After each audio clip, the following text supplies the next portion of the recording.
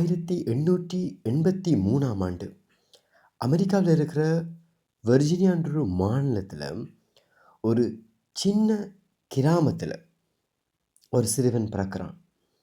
அவனுக்கு வைக்கிற பேர் என்னென்னா நெப்போலியன் ஹில்.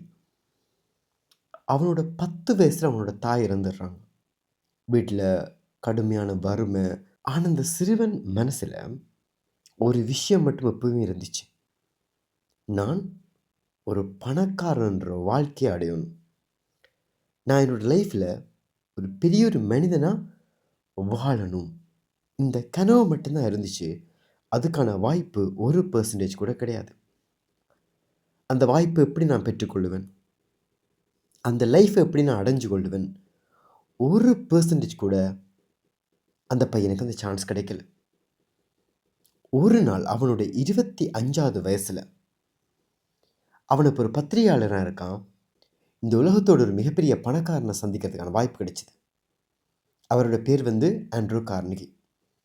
ஸோ அவரை இன்டர்வியூ பண்ண போனப்போ அவர் ஒரு கொஞ்ச நேரம் அந்த இன்டர்வியூ போயிட்டு இருந்ததுக்கப்புறம் அந்த இன்டர்வியூவை குறுக்கிட்டு ஒரே ஒரு கேள்வியை மட்டும் கேட்குறாரு. நெப்போலியன் ஹில், எனக்காக நீ ஒரு வேலை செய்வியா? இந்த வேலை 20 வருஷம் நீ செய்ய வேண்டியிருக்கும். ஆனால் அதுக்கு சம்பளம்னு நான் ₹1 கூட கொடுக்க மாட்டேன். 20 வருஷம் நீ கட்டாயம் உழைக்கணும். நீ உழைக்கிறதுக்கு தயாரான. ஒரு நிமிஷம் ஆழமாக யோசித்த நெப்போலியன் அதுக்கு அவர் சொன்ன பதில், எஸ், நான் உழைக்கிறேன். நீங்கள் கொடுத்த இந்த வேலையை நான் பெற்றுக்கொள்கிறேன். அவ்வளவுதான். அப்போ அந்த கார்னிகி சொன்னது, நான் உன்னை சும்மா ஒரு விளையாட்டுக்கு தான் இந்த விஷயத்த சொன்னேன். நான் உன்னை டெஸ்ட் பண்ணேன், நீ பாஸ் ஆகிட்ட. இந்த உலகத்தோட வெற்றிக்கான ரகசியத்தை நீ கண்டுபிடி.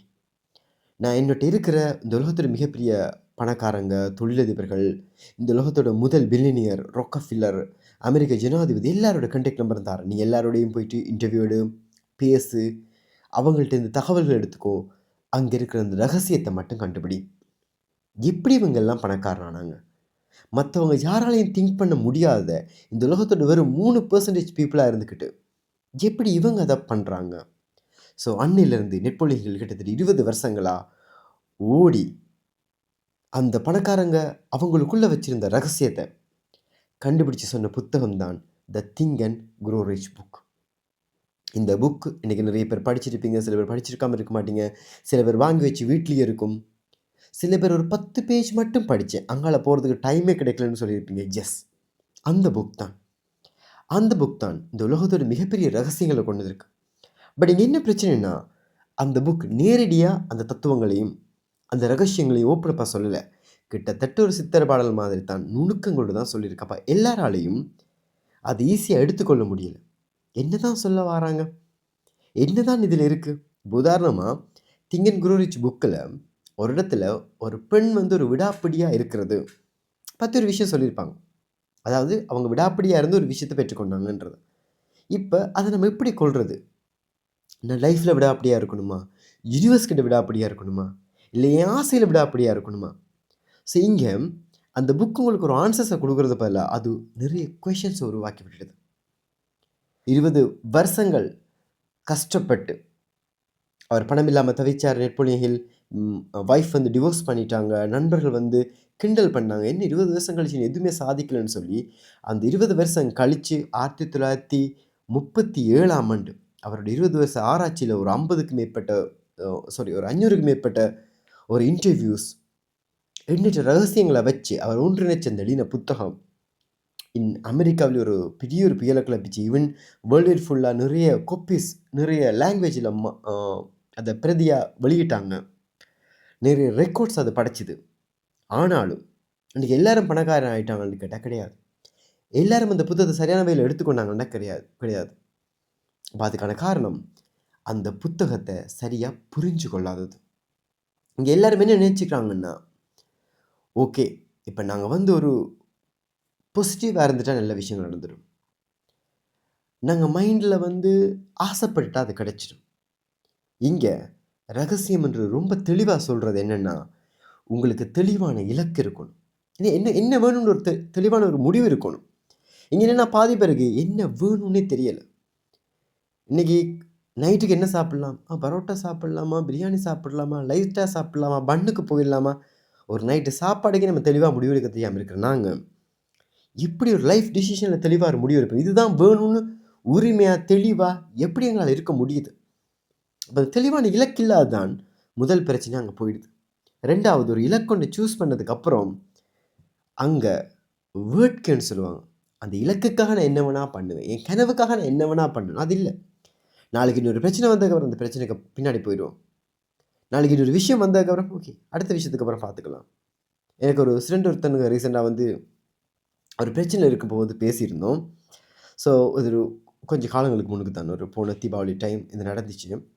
அப்ப நான் வந்து அவரோட கடன் பிரச்சனைகளுக்காக நான் அவர கைட் பண்ணிட்டுருக்கேன். கைட் பண்ணிட்டு இருக்கும்போது அவரு சொல்றாரு, "ஸோ இந்த மாரி பண்ணுங்க, இப்படி பண்ணுங்க. உங்களோட பிசினஸ்ல ஃபோக்கஸ் வைங்க. ஸோ இந்த டைம் உங்களோட ஷாப்ல இந்த அவர் வந்து ட்ரெஸ் அதுகள் எல்லாம் கோயம்புத்தூர்ல பிசினஸ் பண்ணிட்டுருக்காங்க. ஸோ இந்த டைம் வந்து இந்த டார்கெட்ட அச்சீவ் பண்ணுங்க." அப்படின்னு சொல்லி நான் அத கைட் பண்ணிட்டு இருக்கும்போதே, சாரி சார் இந்த தீபாவளிக்கு அச்சீவ் பண்ண முடியுமோ தெரியல. நான் தீபாவளி முடிச்சுட்டு வந்து இதெல்லாம் பார்க்குறேன். ஏன்னா தீபாவளிக்கு முதலே ஒரு 10 நாளுக்கு முன்னமே நான் ஒய்ஃபோட ஊருக்கு போயிடுறேன். பிள்ளைகள்லாம் கூட்டு போயிடுறேன். தீபாவளி முடிச்சுட்டு வந்து நான் பார்த்துக்கிறேன் சார். இங்க உங்களுடைய பிசினஸ் ரன் ஆக போறது அந்த தீபாவளி டைம்ல தான். உங்களுக்கு அதுக்கப்புறம் அந்த காற்றுள்ள போதே தூற்றிக்கொண்டு இது உங்களுக்கு ஒரு சான்ஸ் வருது. உங்களுடைய கடன அடைக்கிறதுக்கு, உங்களுக்கு மணி வர்றதுக்கும், இப்பதான் உங்களுக்குள்ள இருக்கிற அந்த 100% சக்திய நீங்க பயன்படுத்த வேண்டிய நேரம் அது.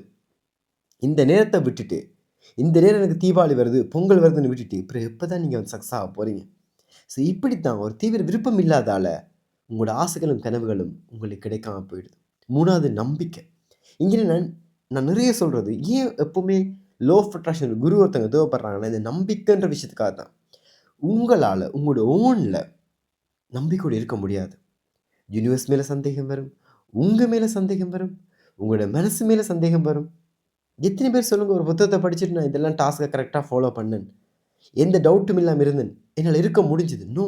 ஏன்னா, இது ஒருவேள வொர்க் ஆகாம போச்சுன்னா, நான் யார பிடிச்சு கேட்பேன்? யாரோட கொலர பிடிச்சு கேட்பேன்? அப்ப நான் என்னோட ஸ்டூடண்ட்ஸ் கிட்ட ஃபன்னியா சொல்றது, நாளைக்கு இது ஒரு வேள வொர்க் ஆகலன்னா, நீங்க வாங்க என்னோட கொலர பிடிச்சு கேளுங்கன்னு சொல்லி. த திங் என்னன்னா, அந்த நம்பிக்கை. ஓகே நாளைக்கு ஒண்ணு சரியா வரலன்னா, நான் கேட்கறதுக்கு ஒரு பெர்சன் இருக்காங்க. ஏன்னா, எங்கேயோ இருக்கிற யூனிவர்ஸ் கிட்ட போய் கேட்க முடியாது. எங்கேயோ இருக்கிறாங்களா இல்லையான்னு தெரியாத கடவுள்கிட்ட போய் கேட்க முடியாது. இது ஏன் குடுக்கலன்னு மைண்ட் கிட்ட போய் கேட்க முடியாது. ஸோ, அங்க நம்பிக்கை தேவ. இது கண்டிப்பா வொர்க் ஆகும். வொர்க் ஆகலன்னா, இவங்கள்ட்ட போய் கேட்டுக்கலாம். நான் என்ன பிழை பண்ணேன்னு கேட்டுக்கலாம். ஸோ 4வது வந்து திட்டமிடல். கனவு இருக்குது, ஆசை இருக்குது. ஆனா ஏன் நடக்கல? ஏன் வருஷங்கள் கடந்துட்டே போகுது? சரியான திட்டமிடல் இல்ல. இத எப்படி கொண்டு வர்றது? ஸ்டார்ட் பண்ண தெரியணும். எல்லாரும் என்ன பண்ணிட்டு இருக்கீங்கன்னா, எல்லாம் ப்ராப்பரா ஸ்டார்ட் பண்ணணும்னு பார்த்துட்டு இருக்கீங்க. ஏதோ ஒண்ணு பிழையா கூட ஸ்டார்ட் பண்ணுங்க. அத அப்புறமா சரி பண்ணிடலாம். ஆனா, இத அப்புறமா ஸ்டார்ட் பண்ணிக்கலாம். எல்லாம் சரியா வரும்போது ஸ்டார்ட் பண்ணிக்கலாம். ஏன்னு நீங்க நேரம் கடத்த கடத்த காலம் கடந்து போயிடும்.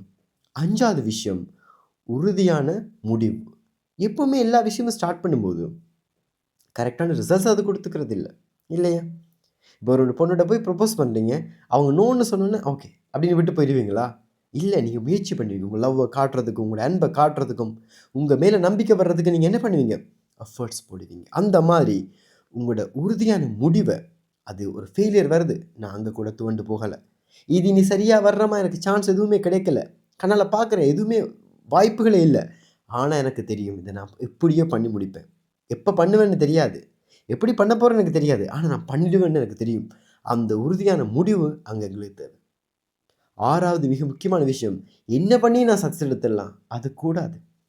யுனிவர்ஸ்‌க்கு செல்ல பிள்ளையா இருக்கணும். மனசார கூட இன்னொரு பெர்சன வந்து கெடுதல் நினைக்கக்கூடாது. அப்ப நேர்மையா எது செய்யறதா இருந்தாலும் செய்யணும். அதை தவிர உங்களுக்கான நண்பர்கள், கூட இருக்கிறவங்க, உங்க வீட்ல நீங்க இருக்கீங்க.